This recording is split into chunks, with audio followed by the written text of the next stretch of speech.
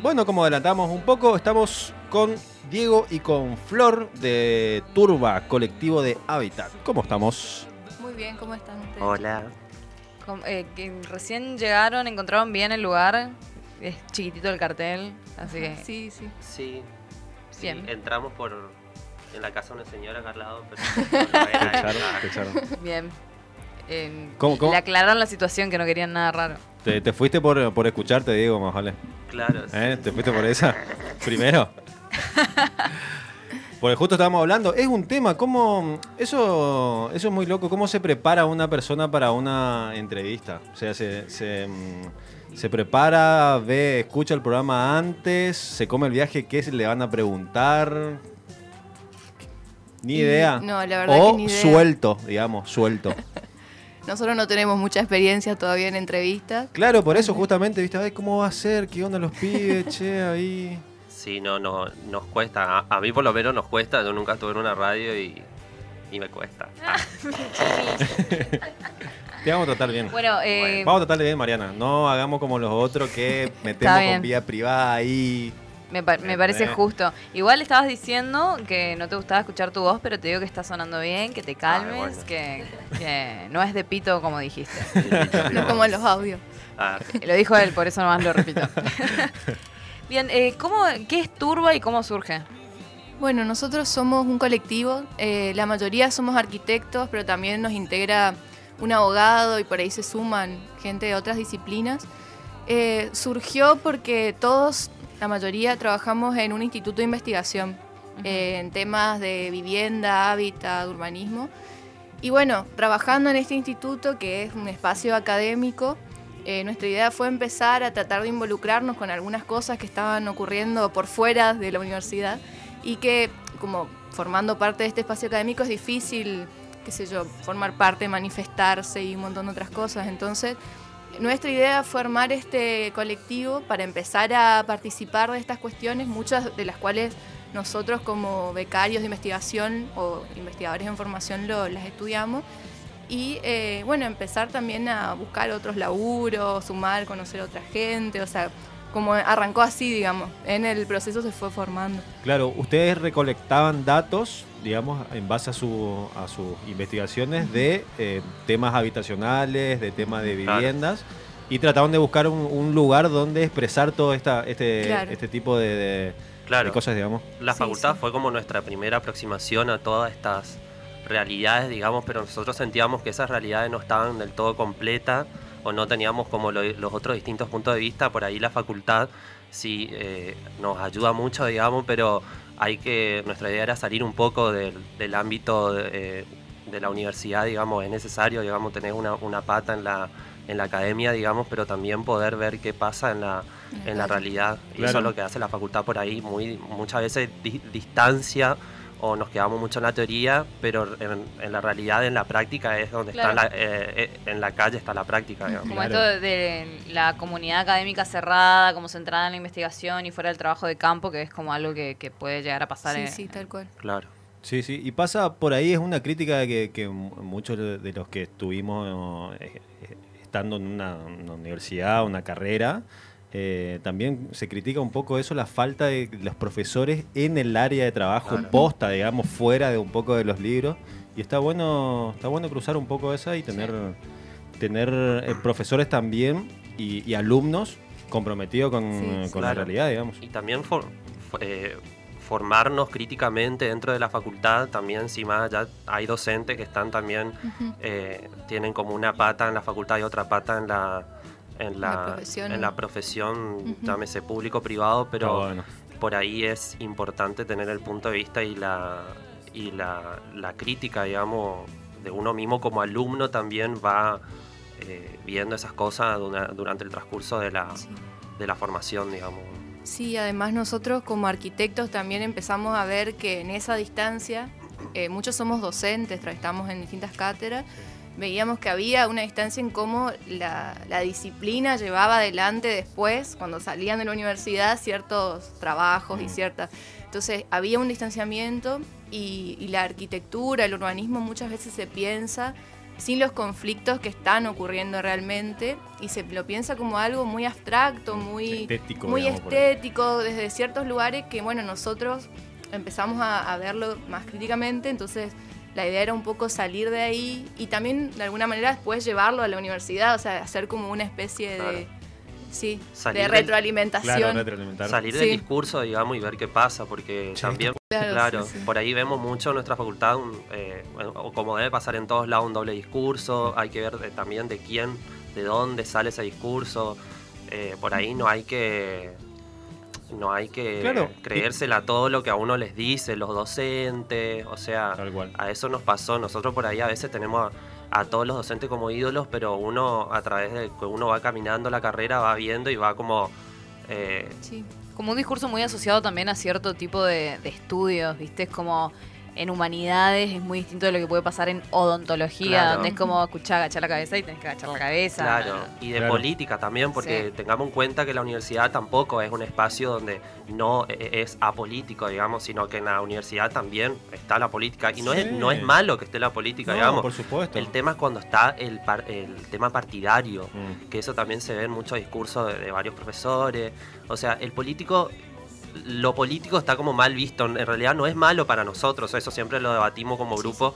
El tema es cuando el partidario se traslada a los alumnos, entonces eso ya es como peligroso, digamos. Claro, Sí, hay sí. una diferencia ahí importante, bastante Claro. importante, que En suele la pasar. Sí, sí, sí. En la forma de enseñar, digamos. Claro, tal Sí. cual. Y bueno, encontraron en Turba entonces un espacio donde transmitir esto. ¿Qué es lo que más le llamó la atención, digamos, en estado investigativo, digamos, en investigación, en tema? ¿Qué es lo que más Y le hizo ruido ahí? son muchas cosas porque, a ver, cada uno de nosotros lleva adelante una investigación en particular. Entonces cada uno se enfoca en ciertas cuestiones. Por ejemplo, hay algunos de los chicos que están trabajando sobre cómo funciona el mercado de suelo, por ejemplo, a nivel en las dos ciudades, en Resistencia y Corrientes. Yo justamente estoy trabajando con toda la transformación de la costa, sobre todo en la desigualdad que produce ciertas transformaciones. Bueno, Diego estaba trabajando mucho con la participación de ciertos vecinos en ciertos espacios para producir otros espacios. Entonces, bueno, cada uno iba llevando su investigación a esta construcción y también iba encontrando en la relación con el afuera, con la calle, cosas que llamaban. Un poco en ese lugar nos llamó lo que estaba pasando con el plan costero. Porque, qué sé yo, nos íbamos enterando y como colectivo podíamos responder a eso, digamos, podíamos participar, involucrarnos. Fue un poco la idea. Claro, también todos los temas que estaban tratando cada uno en el grupo Sí, se toca mucho en todo este plan costero, digamos. claro. Antes de entrar en el plan costero, ¿hablabas del mercado de suelos? Ajá. ¿Qué sería eso? Y sería, a ver, hay una corriente de investigación muy importante en Latinoamérica, sobre todo, que trabaja con las formas en que se produce el suelo. O sea, por ejemplo, en nuestra ciudad nosotros sabemos que hay, por ejemplo, emprendimientos, desarrollos inmobiliarios que se desarrollan con cierto objetivo, que es, bueno, lucrar, ganar, Sí. es un negocio básicamente. Y otras formas de producir el suelo, como ser, por ejemplo, los asentamientos informales, que entran en otra lógica, digamos. Bueno, un poco la idea los estudios de mercado de suelos es ver cómo estos procesos en los que entran muchos actores, agentes, producen en la ciudad ciertos órdenes espaciales, o sea, dónde se localizan los pobres, dónde se localizan los ricos, y cómo eso es una dinámica que va cambiando. Entonces, desde la economía política marxista, retomando todos esos conceptos, se trabaja sobre el mercado de suelo y cómo eso influye en la ciudad. Y ahí, bueno, entran un montón de otros estudios, ¿no? Sobre, por ejemplo, el mercado informal, que es un mercado que participan justamente en los asentamientos populares. Entonces, bueno, ahí es bastante amplio. Justamente los chicos que saben más de esto no están, pero va por ahí, digamos, el estudio sobre el mercado de suelo. Mirá, qué interesante eso. Ujú. Está muy bueno. Sí. No sabía que estaba esa temática, digamos, dentro. O sea, ¿cómo se ve eso cómo llevan a usted actividades con respecto a eso, por ejemplo? ¿Concientización o cómo sería? Y hasta ahora lo venimos trabajando solo a nivel académico, o sea, Ah. en publicaciones, eso está igual disponible, o sea, Sí. pero no no lo usamos todavía en nuestro medio como divulgación. Por ahí porque se trabaja al interior del instituto, entonces es más difícil sacarlo como algo propio, digamos, del colectivo. Pero sí hay investigaciones que llevamos cada uno de nosotros o en conjunto. Por ejemplo, ahora estamos tratando de escribir sobre estas nuevas normativas que están habiendo en las dos ciudades y cómo las normativas, por ejemplo, también influyen en que se valoricen áreas, benefician a ciertos sectores que también participan de la redacción de esas normativas. O sea, hay como, bueno, tuvo una vuelta ahí. Y, por ejemplo, el año pasado trabajamos en algunos mapeos de los valores de suelo en resistencia y en corriente, o sea, mapear el valor del suelo, de la tierra, sin ningún inmueble encima, digamos. Y bueno, ese valor de suelo también marca la dinámica del mercado, dónde se localizan ciertos sectores, ciertas tendencias. Y hay una de las chicas, por ejemplo, ahora está trabajando con un mapeo tanto de inmuebles ociosos como alquileres, como, o sea, hacen un poco mucho más amplio. Y en eso ve, bueno, cuáles son las estrategias, tanto de los propietarios que lo compran para vivir, como aquellos, como decía, para lucrar, digamos, las tendencias y dónde se localizan en la ciudad. La verdad que es como bastante amplio, pero sirve mucho para entender cómo está funcionando a nivel general, digamos, la ciudad, y sobre todo esto de ciertas desigualdades que se van produciendo, digamos. Tal cual. Qué bueno saber que hay alguien detrás de esto, que es el déficit habitacional en Corrientes es una locura, digamos. Es un tema muy preocupante y justamente por eso también llama mucho la atención la implementación de este plan costero, digamos, que parecería que amplía las desigualdades y otra vez como son viviendas que no van destinadas a que la gente, de hecho, viva, sino como, sí, acá tengo mi penthouse con otro más, pásame la llave de los otros 7. Esa onda, claro. Sí, va son por propiedades ahí. muy caras a las que de hecho el común de la ciudadanía que actualmente accede a ese espacio desde un lugar de sí, me voy a la costanera, estoy feliz y demás, que tiene determinada estética, básicamente ya no lo va a hacer. Y eso sin contar que como que está prohibido construir edificios tan altos ahí, no sé si es ordenanza o... Ahora es ordenanza, sí. ¿Cómo fue cuándo escucharon por primera vez lo del plan costero, digamos? Fue el año pasado. Varios de nosotros estábamos en un colectivo de hábitat de Corrientes que se había armado, un grupo de WhatsApp, digamos. Y bueno, ahí llegó esta noticia de que estaban por aprobar una ordenanza. Una ordenanza que modificaba los usos de la zona central, de la costa central. Entonces, con algunos técnicos, gente conocida, empezamos a tratar de conseguir la ordenanza, el proyecto en ese momento, y nos juntamos en Asamblea Ciudadana, un grupo de personas que se veían afectadas o eran vecinos que por alguna razón estaban ahí, o organizaciones. Sí. Y bueno, el objetivo fue como empezar a ver qué es lo que decía esa ordenanza y cómo, porque la mayoría estábamos bastante como preocupados por lo que decía, cómo podíamos empezar a manifestarnos. El proceso que siguió de ahí, esa ordenanza que era un proyecto en ese momento, fue que de una semana a la otra la aprobaron, sin pasar por una serie de otros mecanismos que tenía que pasar antes, como... De hecho, había sido que ni siquiera dejaron entrar a la ciudadanía en esa votación, que había gente que te prohibía entrar cuando es tu derecho entrar y observar una de las sesiones. Y una ordenanza es de carácter municipal, digamos, o sea que se aprobó en el consejo. Era por muy poco voto, igual creo que como 9 a 8. Sí, por mayoría simple. Sí, la verdad que fue un poco mucho cómo avanzó el proceso, porque la verdad que arrasó. Nosotros habíamos empezado a ver cómo manifestarnos, cómo de alguna manera los que son técnicos conocen mucho sobre esto, decían, bueno, ¿cómo podemos empezar a demostrar de que esto no está bueno? Pero fue muy poco el tiempo que tuvimos. Y bueno, una de las cosas preocupantes que tiene esta ordenanza, que es lo que dispara ya la preocupación, es que bueno, no pasó por una serie de instancias que son las que obviaron el municipio, como ser la Comisión de Código de Planeamiento, que es una comisión de gente de distintos lugares, hasta de la Cámara Empresaria, de la universidad, que en la gestión anterior lo que venía haciendo es cada vez que entraba una ordenanza pasaba por ahí primero y se evaluaba en función de un montón de cuestiones. también, por ejemplo, no pasó por la comisión de casco histórico. Justamente esta ordenanza hay áreas que son patrimoniales, digamos, y no pasó por ahí. Y no se hizo ninguna audiencia pública. Entonces, bueno, entre todo ese marco, que ya haya avanzado el proyecto, que ya haya habido despacho, era como, bueno, era algo loco. Nosotros pensamos, ¿por qué están tan apurados, no? Claro. O sea, escondía algo detrás de esa ordenanza. Totalmente. Aparte de un plan Sí, sí. de ese tamaño, por lo menos tenés que informar un poco a ver qué Sí, está sí, ni sucediendo. Claro, porque el destinatario directo de ese plan es un montón de personas que viven en la ciudad, digamos. Claro. O sea, en realidad no es un plan, se llama plan costero, pero en realidad no es un plan es otra cosa. Un plan conlleva tener un diagnóstico de la situación, es como más abarcativo, es una escala mayor. Dicho plan, este costero no es un plan, es un proyecto urbano. Proyecto que urbano. Es, No, otra ni cosa, siquiera, digamos. la verdad. Nosotros lo que veíamos es que, bueno, esa ordenanza que se aprobó.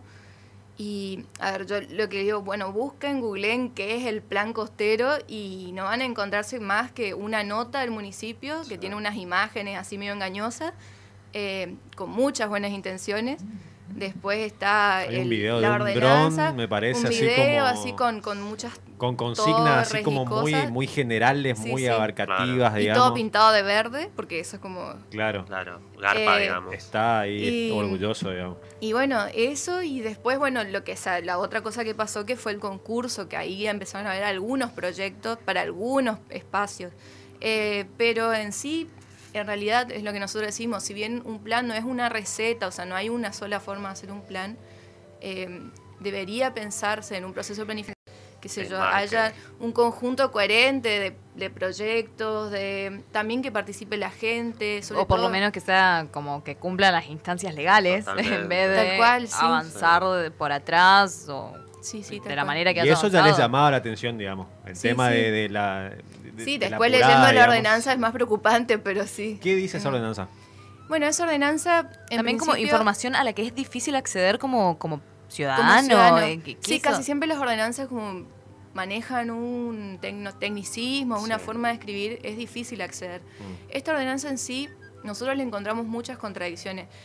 Básicamente lo que hace es crea este plan costero, o sea, crea algo que se llama plan costero, y en el marco de eso define un área. Esa área más o menos va desde las avenidas hacia la costa, desde el Campus Cabral, donde está la universidad, hasta la Quilmes, más o menos, que es la vía, ya no me acuerdo el nombre, pero bueno, toda esa zona. O sea, atraviesa todo el área central de la costa, algunos predios muy estratégicos en la costa central y después en esas dos áreas que son de la periferia, digamos. Claro, Y la costa sur, la Es costanera sur. gigante. enorme. Eso Abarca es lo muchísimo. que delimita. Después, en la ordenanza lo que hace es crear unidades de gestión, que estas unidades son como, define unos polígonos, justo ahí entran los bienes del Estado Nacional y algunos del Estado Provincial, y define estas unidades de gestión y lo que hace más abajo es para cada una de esas unidades le da una edificabilidad, o sea, capacidad de construcción muy alta, 105 metros son más o menos 35 pisos, y define que eso, más o menos un porcentaje se va a poder construir y otro porcentaje se va a tener que ceder al municipio. Lo extraño en todo esto es que en ningún momento se habla de subasta, se habla, qué sé yo, de que van a haber formas de gestión de esos espacios como convenios urbanísticos, participación público-privada, pero por otro lado, o sea, después de esto, empezaron a aparecer una serie de decretos y nosotros que íbamos a escuchar lo que decía la gente de la municipalidad, en la que ellos avisaban que eso primero se iba a subastar, o sea, estos grandes predios se iban a subastar. Sí. Y ahí, bueno, empieza a haber como una pregunta, ¿por qué se vende un bien del Estado nacional o del Estado provincial? Sí. Si nos vamos un poco más a nivel nación, es algo que está ocurriendo, o sea, los bienes públicos se están vendiendo. La Agencia de Administración de Bienes del Estado, que es la que administra, a nivel nacional está funcionando como una especie de inmobiliaria que, bueno, subasta o vende al mejor postor esos terrenos en distintas partes A privados. a privados Para Desarrollo. emprendimientos privados. para emprendimientos privados y de alguna manera, bueno, eso como vuelve a entrar en el mercado. O sea, es como, sí, básicamente eso. funciona. En Buenos Aires, en Cava, es impresionante. Hay el CELS, por ejemplo, que es el Centro de Estudios Legales y Sociales, tiene altos estudios sobre eso y muestran que son millones de hectáreas lo que en este gobierno ya se vendieron. Y bueno, lo que nos pasa a nosotros es como una partecita de todo esto, de esta lógica a nivel nacional. Mira, Sí. comentabas que hay dentro del plan hay patrimonios nacionales y provinciales. Sí. ¿Qué patrimonios, por ejemplo? Y están, bueno, todo el predio del regimiento, que es nacional, la cárcel, que es un terreno provincial. No sé si tiene como una superposición ahí de Debe tener algo dueños. nacional ahí. Después, bueno, está Vías Navegables. Vías Navegables también es nacional, que ahora no sé si se enteraron que se cerró la repartición, mucha gente quedó en la calle. Sí. Vialidad. Vialidad, que también estaban como en proceso Y de... es re loco porque como uno piensa más hacia atrás cómo se fueron atravesando procesos, digo, ahora después de que se presente esta ordenanza, digo, es inevitable pensar que cerrar la escuela que estaba ahí, que era la de vías portuarias y navegables, no fue, cerramos la escuela Algo nomás, así. o sea, ya había pasado como 3 años antes y cerró esa escuela y no sabemos qué pasó con esos chicos y como Sí. que se fueron a otro lugar y digo, bueno, mira, estabas preparando terreno, basura. Sí, totalmente. Sí, sí. Y pensar que también hay gente trabajando en vialidad. Sí. Son terrenos que actualmente hay gente adentro, digamos, y que algunos ni sabían de todos estos proyectos. Y inclusive en las viviendas provinciales que Ajá, se subastaron sí. hace... Ahora se abrió la se abrió subasta. la Sí. subasta. Hay mucha gente que no sabía nada de eso. Es como que vos estás viviendo en tu casa y no sabías que te iban a vender, digamos. O sea, Claro, no, una locura. Entonces, la ordenanza, a ver, te digo, bueno, te doy esta porción, digamos, esta cantidad de hectáreas, vos podés construir en un cuarto de estas hectáreas y el resto me haces algo, un espacio verde, o ese es el trato supuestamente con el privado. Sí, es un poco engañoso, pero sí, lo que plantea esta ordenanza es, bueno, para algunos de estos predios, vamos a tomar por ejemplo el regimiento. Sí, Yo tengo entendido que el regimiento es, yo no me acuerdo si un 40% que se puede construir Sí. y sería 60% que se dejan como espacio público. Otros predios es mucho más, hay hasta creo que un 70%. como 70, 30. Que se apropia el privado. Un poco el cuestionamiento ahí es por qué se vende en primer lugar, digamos, porque eso se vende para desarrollos inmobiliarios. En el caso de que eso ocurra, la otra pregunta es por qué el municipio no participa de toda la plusvalía que le están regalando. Claro. O sea, porque básicamente ellos le crearon una ordenanza, habilitaron que puedan vender, Sí. el municipio habilitó para que Nación venda.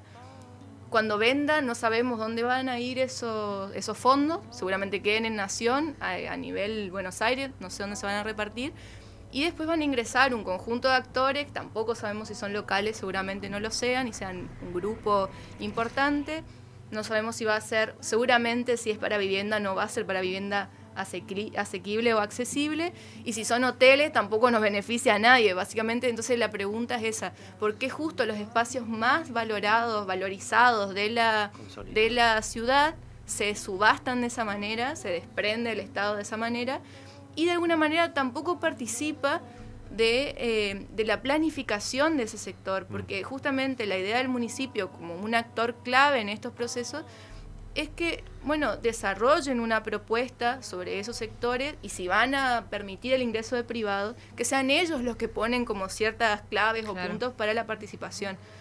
Entonces, justamente esta idea de la participación público-privada se lleva adelante, o estos convenios urbanísticos, en áreas que son de alguna manera periféricas, porque la idea es que, bueno, el privado vaya e invierta, genere nuevas infraestructuras, nuevos espacios, en áreas que de alguna manera no tienen actividad, no digamos. tienen actividad y que nadie va a ir a invertir en ese Claro. lugar. Entonces, justamente ahí hay como una especie de contradicción en crear estos espacios y regalarle al privado este gran negocio, digamos. Por eso un poco son muchas las cosas, las contradicciones, y a la vez es un fenómeno, como todo el proceso plan costero, es muy complejo. Y es muy difícil inclusive que la gente entienda esa complejidad. Por ahí uno cree, bueno, sí, pero están por construir más espacios públicos, sí, pero en realidad eso no se está usando. Hay gente que va a tomar mate, que no se puede ir a tomar mate, me acuerdo que eso dijo el concejal Lovera cuando votó, que no podemos ir a tomar mate en ese sector de la ciudad, y justo hablaba de vías navegables donde mucha gente quedó en la calle. Por eso hay muchos... Qué locura.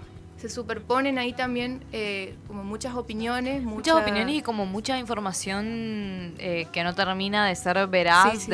En la vorágine, tanto de, como decir, no estamos en contra de esto, pero estamos en contra de esto desde una opinión, onda, no van a, no sé, poner a Barney acá y como no terminás de entender y no hay un lugar que... en los medios, digamos, a los que pueden acceder las personas que no están tan en esta movida de la investigación o de la preocupación social, digo, al común de la gente que escucha la radio o prende la tele total. Y lo que escucha es el discurso de esto es para progreso, vamos a ser mejores, sí, la costa va a ser mejor, vamos a tener un montón de espacio en realidad renovado, pero no termina de accederse a la información completa y chequeada, que es como incertidumbre, se genera mucha incertidumbre y eso a su vez y también... hasta uno mismo, que obviamente creo que todos coordinamos acá y coincidimos en que estamos en contra de generar así, otra vez agrandar las brechas, pero ni uno mismo a veces termina de tener, ok, esto es así, porque encima que es difícil acceder a la información,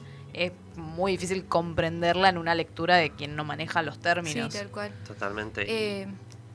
Y terminando con esto de la información, es como veíamos con uno de los compañeros que está dentro de la agrupación, que es abogado, que nos comentaba el tema del derecho a la información pública, que en muchos casos esta información, como decía Flor, muy, muy técnica, termina siendo un instrumento para manejar, digamos, como manipulación. Hay que tener en cuenta que toda esta información pública tiene que ser procesada para el entendimiento de todos los ciudadanos. No es, o sea, con estos ordenanzas, eso que nosotros por ahí nos ponemos a leer, el común del ciudadano no se entiende. Eso. Qué importante. Vos sabés que hoy le estuve viendo al ministro de Economía, Locaseo, a las 6 una conferencia, y en un momento estuvo hablando y no le entendí una mierda lo que le estaba diciendo el tipo, ¿entendés? Es una forma de manipulación. Tecnicismo ejemplo, acá, que esto, que aquello, que lo interese, que... Y la bajada no la entendés, nunca no terminás de entender. Central. Y yo dentro de todo manejo un cierto... tengo algunas nociones, digamos. Claro. No le podía seguir la línea. Me imagino... otra gente, por ejemplo, que cuando es deliberado, que no me importa que los claro, es más mejor si no lo entienden. Digo. Muy importante, eso es responsabilidad también. Sí, pararse de las dos veredas, digamos, porque me parece que hay una crisis de representación. O sea, nuestros representantes lamentablemente no tienen esas dos visiones. Me parece que están parados en una sola vereda y no ven la vereda de enfrente, que ahí hay mucha gente que se está perjudicando. Entonces me parece que falta compromiso por parte de nuestros representantes. Uno lo nota en los discursos que se pueden escuchar en las deliberaciones en el consejo, que es perverso. O sea, uno como representante me parece que tiene que ir, transitar la ciudad, pararse en la otra vereda y ver qué realmente pasa en la ciudad. No caratular a esto como un progreso. O sea, es terrible escuchar muchas veces la palabra progreso. Que es una noción que puede estar refutada hace 1000 años. No, es un concepto unánime, aparte no es el progreso no es digamos. Algo que es de hecho algo que se creía y que se quiso aplicar en las sociedades de Latinoamérica, la idea de que el progreso es una línea de abajo hacia arriba a la que todos tendemos por igual sin tener en cuenta nuestra propia estructura, superestructura, nuestra cultura. ¿Cómo va a ser ese progreso, digamos? Me parece perverso también cuando se dice tenemos que tirar todo para el mismo carro. Bueno, pero ¿el carro de quién, digamos? O sea, todos esos discursos son... Sí, además otra vez como esto, por ejemplo, con lo de la parte, primero estuvo lo del plan costero y después como la parte del Mitre, y era como eso no se terminaba de entender para ninguna persona, en ningún lado es lo mismo, está incluido, son dos cosas diferentes, qué parte va a ser, y de hecho primero se pensó que era como más hacia el parque, después dijeron que no, que es el de al lado, que sí, que no, que sí, que no, que iban a armar ahí una guardería de yates, Sí, como... Que tanto se etcétera. necesita acá, digamos, Claro. para ver todos los yates Ay, que hay. En... Gordo, no entran mis 3 yates Claro, en o casa. sea, Yo me acuerdo que me fui a la movida esa del parque, el parque es de todos, me había Sí. ido a...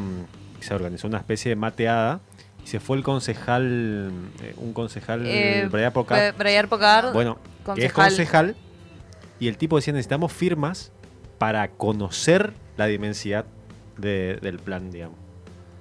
Necesitamos, o sea, el concejal todavía no tenía toda la data entera Claro. del alcance de... Y el plebiscito, digamos. ¿Qué sucedió con todas esas intentos de medida? Que bueno, Brian Pocard había como agarrado ahí una bandera con Sí, estar en contra de no eso. solo estaba él, habían muchos vecinos. Sí, muchos vecinos. El tema es también, bueno, que lo que pasa es por ahí es que los concejales como que toman Sí. la parada, ¿no? Siempre. Por eso digo Claro. abanderados, ¿no? Pero, Como que se a- agarró sí, de la él bandera. acompañó y movió mucho el proceso. Y también hay una arquitecta, Marisol Maciel, que es patrimonialista, historiadora, que también ella se movió mucho con la junta de firmas. El problema es que en el camino va pasando esto, muchos de los grupos que se iban armando para pelear ciertas cosas, qué sé yo, por todas las trabas que hay se van cansando o se van movilizando desde distintos lugares. Por eso digo que también están como fragmentado el plan costero, lo que se conoce como plan costero. El caso del Parque Mitre entró por otro lugar, pero a la vez se puede entender que forma parte, porque entró por, sería iniciativa privada en el Consejo, de una comisión que trabaja sobre temas de iniciativa privada. Y bueno, ellos trataron esto y se aprobó solamente, tengo entendido, como una declaración de interés. Después creo que se abrió la licitación de una y ahí se presentaron este conjunto de empresarios que son Aquino, ya no me acuerdo todos, pero bueno, son empresarios conocidos de Corrientes. Bueno, y ellos ganaron la licitación.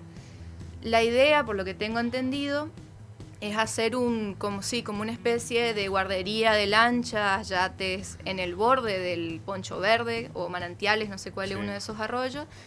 Aparentemente ellos están comprometidos a hacer una limpieza, un saneamiento. Después de eso, a lo que a nosotros por ahí nos preocupaba de esto que se aprobó, es que la concesión que ellos dieron era por 49 años por migajas. Eran muy poca guita lo que tenían que pagar por año. Y básicamente para, bueno, explotar un área. Eternas, son una 49 locura. años es una locura. La idea de este plebiscito no era un plebiscito, era un referéndum, era porque en la Carta Orgánica se establecía que, bueno, para concesiones de más de 10 años, sí o sí, el oficialismo estaba obligado a hacer este referéndum. Claro. Cosa que no lo tomaron y creo que inclusive después dijeron que iban a cambiar las cantidades de años como para zafar, digamos. No sé en qué quedó eso, pero sí sé que hay mucha gente que se está movilizando. Porque de alguna manera todo esto que se está aprobando no pasa por todas estas comisiones que dijimos anteriormente, porque son áreas patrimoniales, el Parque Mitre sobre todo es muy importante, y no pasan por todas estas comisiones, casco histórico, donde hay otras opiniones, o sea, donde hay diversidad de opiniones. Yo creo que el problema de esta gestión es que está como de alguna manera evitando, pasando por al lado a un montón de gente, de técnicos, gente formada, tanto como a vecinos, que buscan manifestarse o inclusive los afecta a estos proyectos y que no dan espacio para opinar, digamos.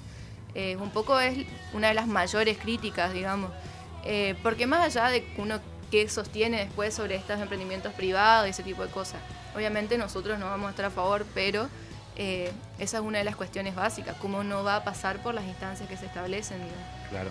Sí. Lo mínimo que se pide. Lo digamos. mínimo, claro. Estamos con Diego y Flor de Turba, colectivo de Hábitat, que para continuar con esta estaría bueno que la gente se sume a sus las redes, digamos, redes. para ustedes siempre tiran data ahí importante, digamos, cómo viene. Sí, y quizá como sobre todo intentar pensar cuáles son los espacios que puede ocupar el ciudadano preocupado por eso. Digo, ¿cómo podemos hacer? Está bien, juntamos la firma y otra vez después ya no nos enteramos de nada.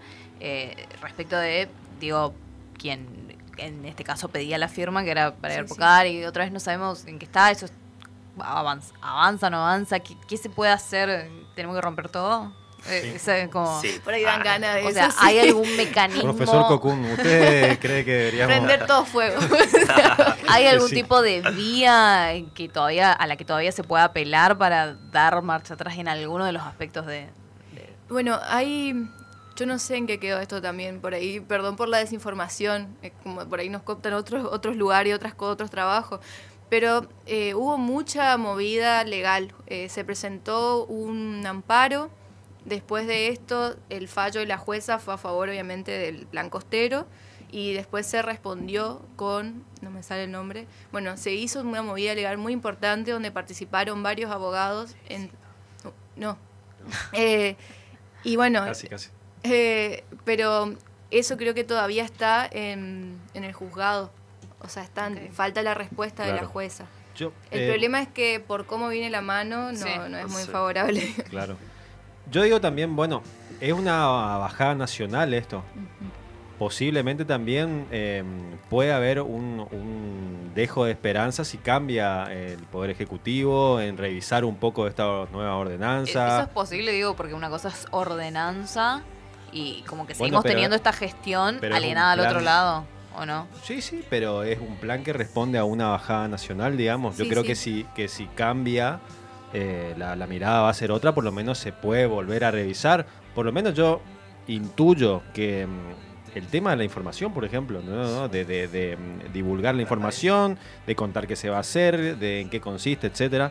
No sé, por ahí podemos ver un poco de esperanza ahí también. Sí, yo creo que hablando con algunas personas hay mucha esperanza en eso, o sea, porque, bueno, más allá de que la ordenanza es de la gestión acá, local, es como, bueno, son varias escalas, digamos, o sea, el decreto que se aprobó para subastar los terrenos viene de Nación, o sea, Claro. viene de la Agencia de Bienes del Estado, de Administración de Bienes del Estado.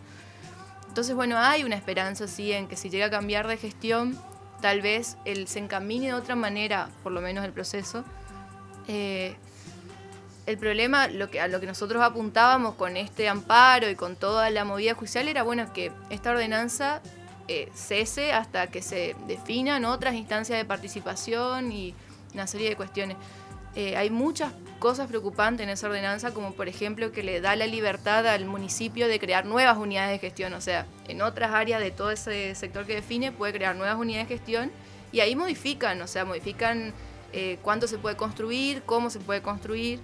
Entonces, por ahí ese tipo de cosas nosotros creemos que no puede funcionar de esta manera. Por lo menos anterior a esta gestión funcionaba con otra dinámica, pasaba por otros lugares. Por ejemplo, el caso de Santa Catalina.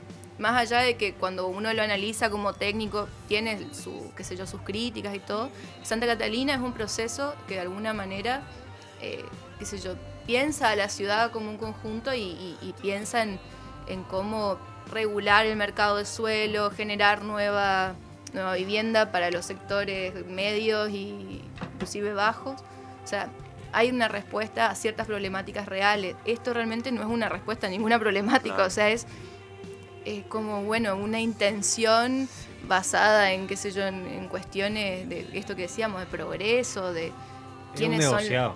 Es un negocio. Es un Sí, negocio. es un negocio. Es un negocio. Un negociado Es ahí un que negocio. queda entre pocos Sí, sí. y se ocupan los bienes del Estado. O sea, algo viejísimo, digamos, sí. pero nos está tocando bien de cerca. Bueno, de hecho hay una construcción en la costa sur, ¿no? Que se está haciendo.